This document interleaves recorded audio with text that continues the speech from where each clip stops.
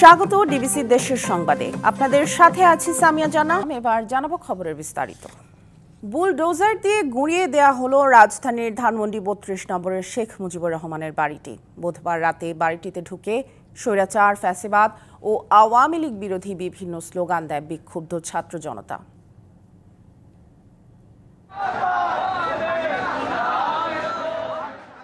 গণ অভ্যুত্থানের মুখে পালিয়ে ভারতে অবস্থান নেয়া স্বৈরশাসকের ভাষণ দেয়াকে কেন্দ্র করে সামাজিক যোগাযোগ মাধ্যমে মার্চ টু ধানমন্ডি ৩২, বুলডোজার মিছিলের মতো আরও কিছু কর্মসূচি ডাক দেয় ছাত্র জনতা।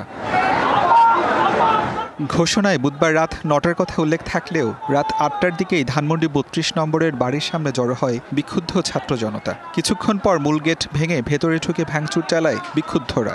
ধরিয়ে দেয়া হয় আগুনও। বাংলাদেশে যতবার ফ্যাসিবাদের কিবলা তৈরি হবে, ততবার ফ্যাসিবাদের যতগুলো বিল্ডিং থাকবে, কিবলা থাকবে, প্রতিটা কিবলার ইট বাংলাদেশের মানুষ, বিপ্লবী ছাত্র জনতা খুলে নিয়ে আসবে। যখন ফ্যাসিবাদের কথা শুনছে যে আজকে ৩২ নম্বরের বাড়ি ভাঙচুর করা হবে, আজকে আমরা মেডিকেলে শুয়ে থাকতে পারি নাই। ১৬ বছরের পুঞ্জীবিত ক্ষোভ যেটা বাস্তবে রূপ নিচ্ছে। পরে নিয়ে আসা হয় একটি বুলডোজার ও একটি এক্সকেভেটর। ভাঙা হয় ৩২ নম্বরের কয়েকটি স্থাপনার নানান অংশ। জুলাই গণ অভ্যুত্থানে শেখ হাসিনা সরকারের পতনের পরও গত ৫ই আগস্ট ধানমন্ডি ৩২ নম্বরের বাড়িতে হামলা, ভাঙচুর ও অগ্নিসংযোগ করে বিক্ষুব্ধ জনতা। এরপর থেকে বাড়িটি অনেকটা পরিত্যক্ত অবস্থায় ছিল। এর আগে সন্ধ্যায় বৈষম্য বিরোধী ছাত্র আন্দোলনের আহ্বায়ক হাসনাত আবদুল্লাহ এক ফেসবুক পোস্টে লিখেছিলেন, আজ রাতে বাংলাদেশ ফ্যাসিবাদের তীর্থভূমি মুক্ত হবে। DBC news desk. ধানমন্ডিতে আওয়ামী লীগ সভাপতি শেখ হাসিনার বাসভবন সুধার সদনে আগুন দেওয়া হয়েছে। বুধবার রাত 10:30টার পর থেকে গোলযোগ শুরু হয় সেখানেও। এ বিষয়ে বিস্তারিত জানাতে আমরা যুক্ত করছি আমাদের সহকর্মী রাকিব হোসেনকে। রাকিব, এর আগের সংবাদেও তো আপনি জানাচ্ছিলেন, আমরা দেখছিলাম আপনার মাধ্যমে সেখানে বুলডোজার দিয়ে গুঁড়িয়ে দেওয়ার কাজ এখনো চলছে। বিক্ষুব্ধ ছাত্র জনতা যারা সেখানে আছেন তারা কি বলছেন? আপনাকে কিন্তু কিছুক্ষণ আগে আমি জানিয়েছিলাম যে কাজ চলছে, এখনো কিন্তু আমার পেছনে আপনাকে যদি একটু দেখাই তাহলে কিন্তু কাজ চলমান রয়েছে। এই সুধা সদন হচ্ছে ভাঙচুরের কাজ কিন্তু এখনো চলমান রয়েছে। এখানে বিক্ষুব্ধ যে ছাত্র জনতা রয়েছেন তারা কিন্তু বলছেন যে ফ্যাসিস্ট শেখ হাসিনার কোনো অস্তিত্ব এদেশে তারা রাখতে চান না। তার প্রতিফলন হিসেবে কিন্তু তারা হচ্ছে এখানে অবস্থান নিয়েছেন এবং বাসভবনটি হচ্ছে ঘুরিয়ে দেওয়ার কাজ কিন্তু চলমান রয়েছে।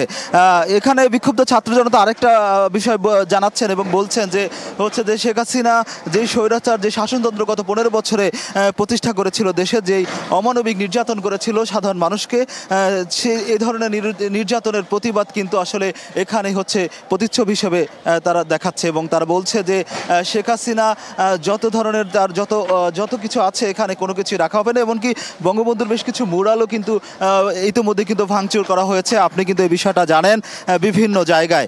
তো এখন যদি বলি তাহলে কিন্তু এই বিক্ষুব্ধ ছাত্র জনতা কিন্তু আসলে এই পুরো জায়গাটা আসলে ভাঙচুর করার পর, এই জায়গাটা সম্পূর্ণ খালি হওয়ার পর কিন্তু ছাত্র জনতা এখান থেকে হচ্ছে সরে যাবেন, এমনটা কিন্তু তারা জানিয়েছেন। তারা বলছেন এই গুঁড়িয়ে দেওয়া এবং ভাঙচুরের কাজ সম্পূর্ণ না হওয়া পর্যন্ত তাদের এই অবস্থান চলবে এবং তাদের সবার কিন্তু একটাই, তারা সবাই ক্ষুব্ধ এবং বিক্ষুব্ধ। তারা বলছেন যে শেখ হাসিনা পালিয়ে যাওয়ার পরও কিভাবে হচ্ছে এভাবে ছাত্র জনতাকে নিয়ে বিভিন্ন ধরনের ভিডিও তিনি হচ্ছে টেলিফোন বার্তা, অডিও বার্তা এবং ভিডিও বার্তা পাঠান। গতকালকে কিন্তু আপনাকে একটা বিষয় একটু জানিয়ে রাখি যে গতকালকে কিন্তু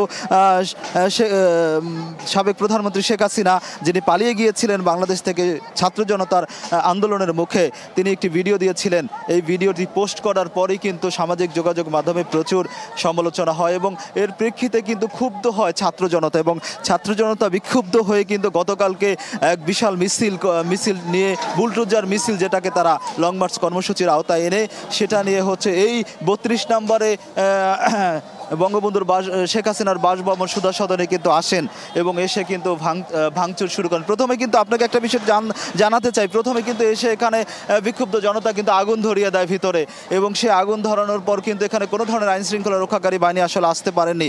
বিক্ষুব্ধ জনতা পুরো বাড়িটা ঘিরে রেখেছেন এবং ঘিরে রাখার পর কিন্তু আসলে তারা বুলডোজার এবং বিভিন্ন ধরনের যন্ত্রপাতি এনে কিন্তু এখানে ভাঙচুরের কার্যক্রম শুরু করেন। রাত থেকে কিন্তু আসলে এই ভাঙচুরের কাজ কাজ চলছে এবং এখন পর্যন্ত কিন্তু চলমান রয়েছে। কিন্তু যারা রাত থেকে এখানে অবস্থান নিয়েছেন ছাত্র এবং জনতা, এই স্থানীয় যারা আছেন তারা সবাই কিন্তু এখনো রয়েছেন নির্ঘুম। তারা হচ্ছে এই জায়গায় আসলে সময় কাটাচ্ছেন এবং তারা বলছেন সম্পূর্ণ হচ্ছে এই জায়গাটা পরিক্লিন না করা পর্যন্ত, মানে সম্পূর্ণ জায়গাটা খালি না করা পর্যন্ত তারা কিন্তু হচ্ছে এই চলমান কাজ থাকা পর্যন্ত তারা এখানে অবস্থান নেবেন।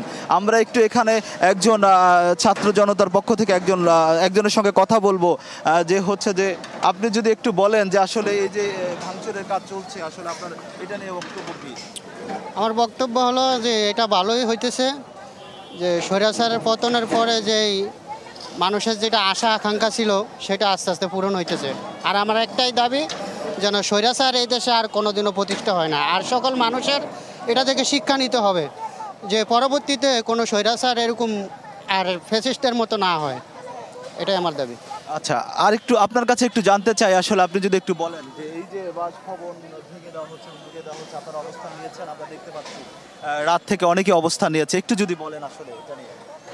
আসলে এটা থেকে সবারই শিক্ষা নেওয়া উচিত যে স্বৈরাচার বা যতই শক্তিশালী শাসক হোক চিরদিন কেউই থাকবে না, একদিন তার পতন হবেই, এটাই আর। আচ্ছা, আপনার কাছে একটু জানতে চাই আসলে আপনার বক্তব্য কি এটা নিয়ে? আমি আসলে আসছি শুধুমাত্র দেখার জন্য যে আল্লাহ তাআলা কোরআনে 1400 বছর আগে বলে দিয়ে গেছেন যে পৃথিবীতে যারাই জুলুম করবে তাদের অবস্থান মজবুত হবে না, তাদের বিচার আল্লাহ তাআলা পৃথিবীর বুকেই করে দিবেন।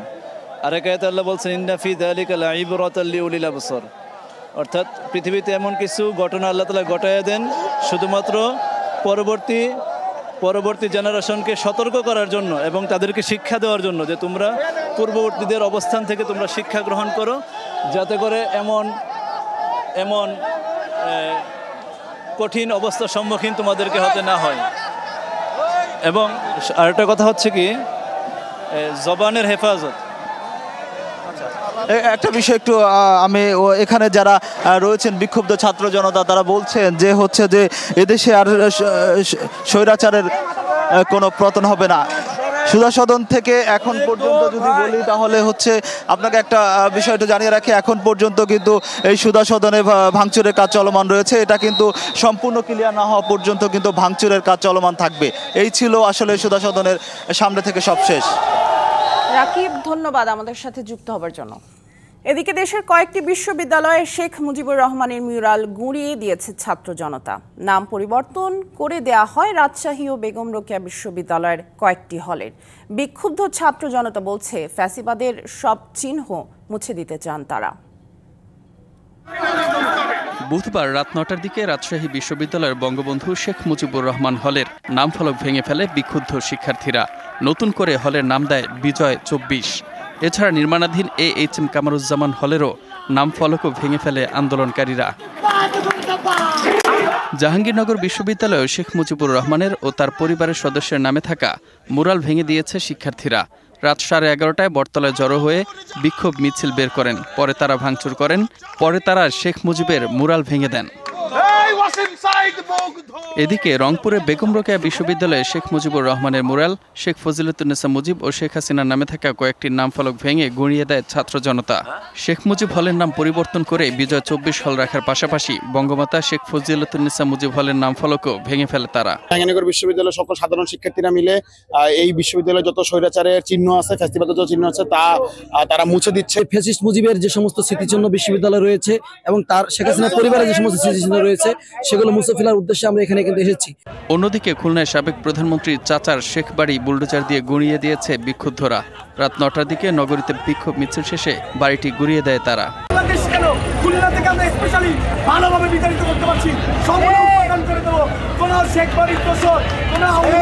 এসব স্থাপনা ভাঙচুরের সময় ছাত্র জনতা স্বৈরাচার বিরোধী নানা স্লোগান দেয়। Mustafa Kamal, DBC news desk. এখনো ধরা যায়নি নরসিংদী জেলা কারাগার থেকে পালানো 184 কয়েদিকে। উদ্ধার হয়নি লুট হওয়া 29টি অস্ত্র ও 6000-এর বেশি গুলি। এতে আতঙ্ক বিরাজ করছে জনমনে। পালিয়ে থাকা কয়েদিদের দ্রুত গ্রেপ্তারের পাশাপাশি অস্ত্র উদ্ধারের আশ্বাস দিয়েছে পুলিশ। আওয়ামী লীগ সরকারের পতনের আগে ১৯শে জুলাই হামলা, ভাঙচুর ও আগুন দেয়া হয় নরসিংদী জেলা কারাগারে। পালিয়ে যান ৮২৬ জন কয়েদি। লুট করা হয় ৮৫টি অস্ত্র ও ৭,০০০-এর বেশি গুলি। এরই মধ্যে আত্মসমর্পণ করেছেন অনেকে। বেশ কয়েকজনকে গ্রেপ্তারও করা হয়েছে। তবে এখনও পলাতক ১৮৪ জন কয়েদি। খোঁজ নেই ২৯টি অস্ত্র ও ৬,০০০-এর বেশি গুলির। এসব অস্ত্র গুলি বাইরে থাকায় আতঙ্ক বিরাজ করছে জনমনে। ৫ ভাগের 1 ভাগ অস্ত্র গুলি কিছুই উদ্ধার হয়নি। এইগুলা বাইরে থাকা মানে তো জনগণের জন্য একটা বিশাল থ্রেট। অস্ত্র নিয়ে যে ধরনের গোলাগুলি হচ্ছে, মানুষ মারা যাচ্ছে, আমাদের একটা সন্দেহ যে ওই যে চুরি যাওয়া অস্ত্রগুলা বা লুট হওয়া অস্ত্রগুলা ওইগুলা দিয়ে এইগুলা করতেছে। এখনো সমস্ত অস্ত্র উদ্ধার হয়, সুতরাং তারা সমাজের জন্য হুমকি স্বরূপ।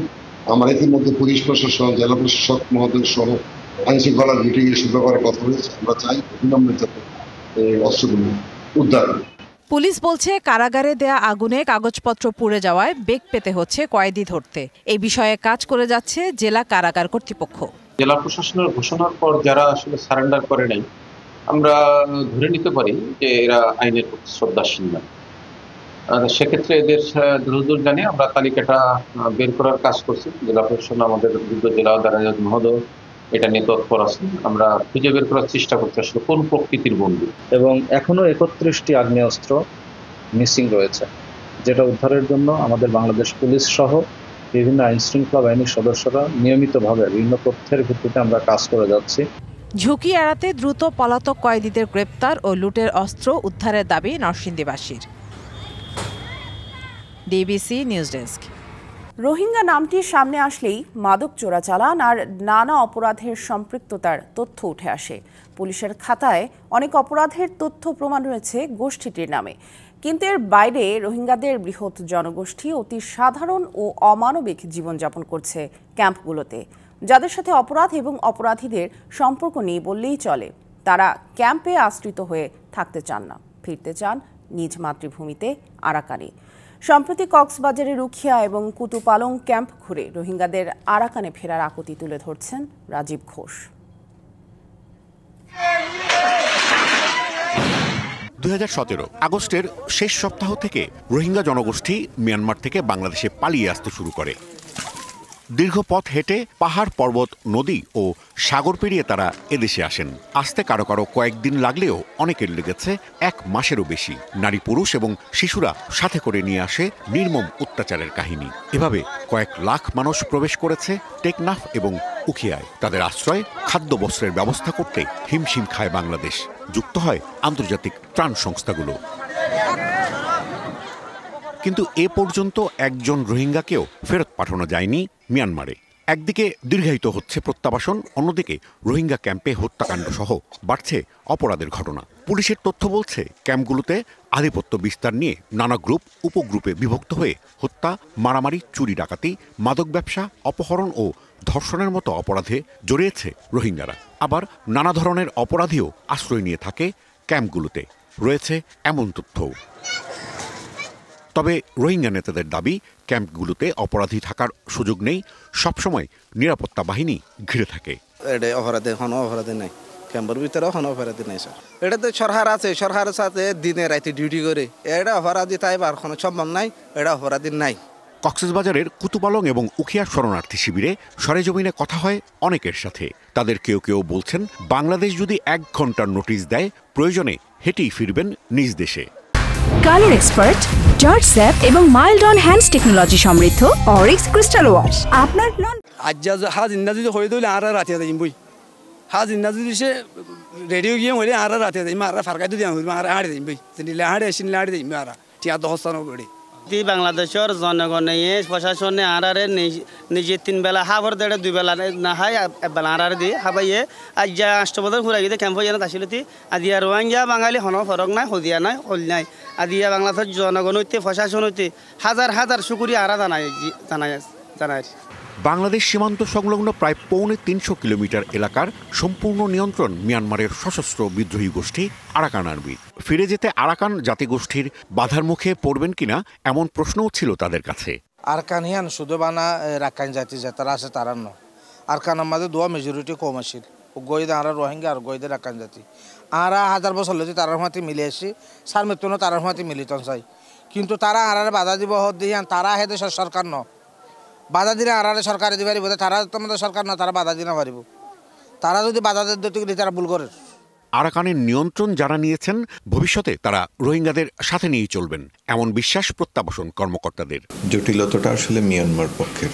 বাংলাদেশ সরকার সবসময় প্রস্তুত। আরাকান আর্মি বা তাদের যে রাজনৈতিক দল রয়েছেন যারা রাখাইনকে এখন শাসন করার প্রত্যয় ব্যক্ত করছেন তারা নিশ্চয়ই তাদের আরেকটি বড় কমিউনিটি রোহিঙ্গা জনগোষ্ঠীকে তারা নিশ্চয়ই ইনক্লুসিভ হিসাবে গ্রহণ করবেন, তাদেরকে সাথে নিয়ে তারা তাদের রাজ্য গড়ে তুলবেন। এটা আমার ব্যক্তিগতভাবে আমার বিশ্বাস এবং আমি একটা আশা করি। রোহিঙ্গারা বলছেন মাতৃভূমি ছেড়ে বছরের পর বছর আরেক দেশে জীবন কাটানো যায় না। রোহিঙ্গাদের নিরাপদে রাখাইনে ফেরত পাঠানোর যে প্রক্রিয়া সেটা বছর পর বছর ধরে চলছে, তবে অগ্রগতি একেবারেই শূন্য। সম্প্রতি রাখাইনে আরাকান আর্মির নিয়ন্ত্রণ প্রত্যাবাসন প্রক্রিয়াকে আরও জটিল করে তুলেছে। বিশ্লেষকরা বলছেন রোহিঙ্গাদের প্রত্যাবাসন নির্ভর করবে রাখাইনে কারা নিয়ন্ত্রণ করছে তার উপর। তবে আলোচনাটি জান্তা সরকার নাকি আরাকান আর্মির সাথে হবে সেই প্রশ্ন সামনে আসছে এখন। Rajib Ghosh, DBC news, Balukhali Rohingya camp, Cox's Bazar. DBC দেশের সংবাদে এই ছিল এখনকার মতো। ডিবিসি নিউজের সংবাদগুলো পড়তে ভিজিট করুন dbcnews.tv আর ভিজিট করুন ডিবিসির ফেসবুক পেজ এবং ইউটিউব চ্যানেল। সঙ্গেই থাকুন।